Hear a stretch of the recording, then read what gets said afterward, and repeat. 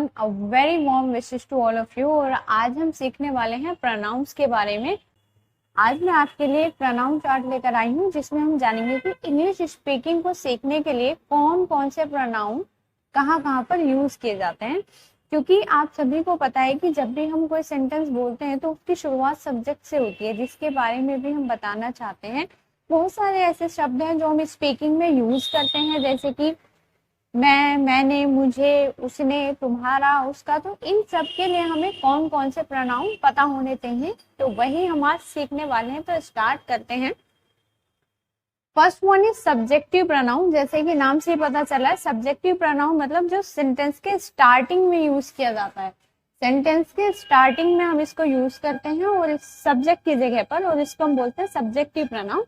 यदि मुझे कोई भी सेंटेंस मैं, मैंने, मुझे इससे शुरू करना है तो मैं उसके लिए आई यूज करूंगी। और अगर मुझे कोई सेंटेंस हम, हमने से कहना है तो उसके लिए इंग्लिश में हम वी यूज करेंगे। बिल्कुल इसी तरह तू, तुम, आप, आपने के लिए हम यू का यूज करते हैं। और वह और उसने के लिए, बॉय के लिए हम ही का यूज करते हैं और गर्ल के लिए शी का यूज करते हैं। और अगर एनिमल, मौसम या फिर निर्जीव चीजों की बात हो रही है, एनिमल्स की, वेदर की या फिर नॉन लिविंग थिंग्स की अगर बात करें तो हम इट का यूज करते हैं, जिसका हिंदी सेंस आता है यह या इसे।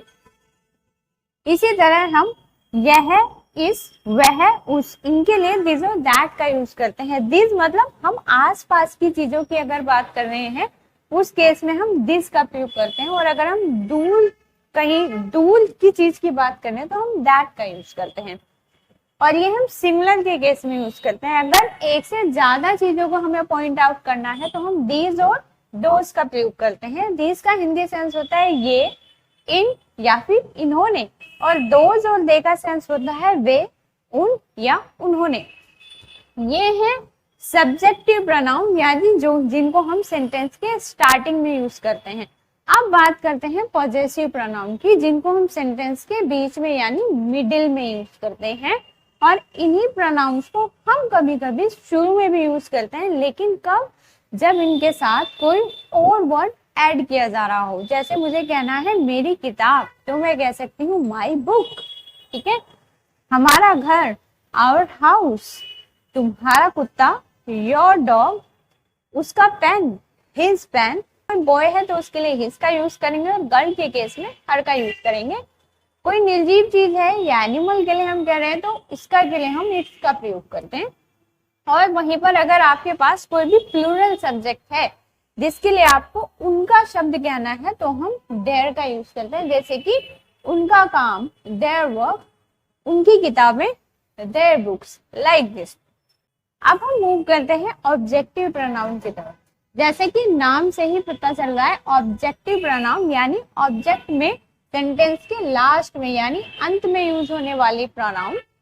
अगर मुझे सेंटेंस के लास्ट में मुझको, मुझे शब्द प्रयोग करना है तो मैं वहां पर आई का यूज नहीं करूंगी, ना ही मैं वहां पर माई का प्रयोग करूंगी। वहां पर मुझे मी का यूज करना होगा। इसी तरह अगर मुझे सेंटेंस के लास्ट में हमको या हमें का प्रयोग करना है तो मुझे वहां पर अस का यूज करना होगा।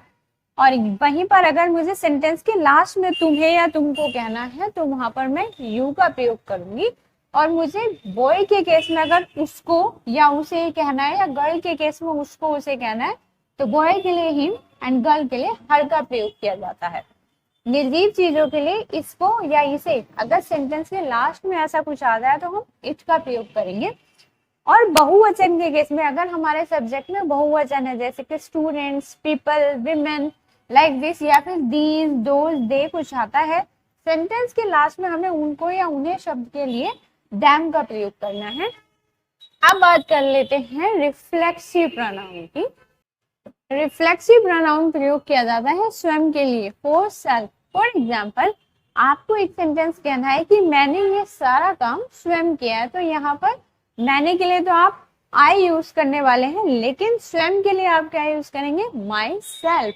इसी तरीके से अगर हम के साथ आपको कुछ ऐसा कहना है कि ये काम हमने अपने आप किया है, तो अपने आप के लिए आप आवर सेल्व्स लगाएंगे, क्योंकि यहाँ पर सिंगुलर था तो हमने सेल्फ का प्रयोग किया है।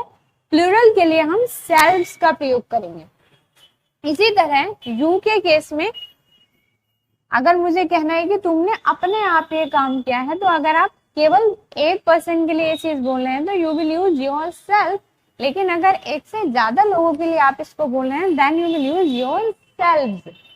इसी तरीके से बॉय के केस में आप हिमसेल्फ का यूज करेंगे, गर्ल के केस में हर सेल्फ का आप प्रयोग करेंगे। और अगर कोई एनिमल के लिए आप यूज कर रहे हैं तो आप इट सेल्फ का यूज करेंगे।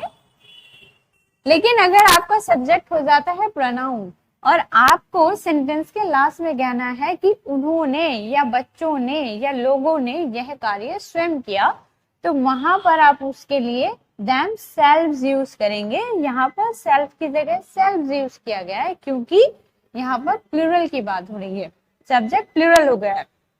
तो एक बार छोटा सा रिकैप ले लेते हैं। सब्जेक्टिव प्रोनाउन वे प्रोनाउन होते हैं जिनसे हम सेंटेंस की स्टार्टिंग कर सकते हैं।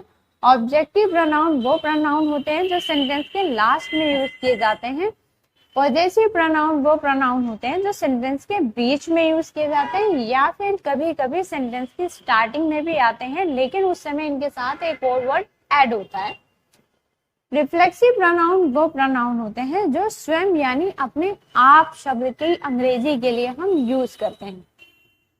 ये प्रोनाउन बिल्कुल ही बेसिक प्रोनाउन है जो आपको बेसिक इंग्लिश स्पीकिंग सीखने में हेल्प करेंगे। And I hope this video will be helpful for you.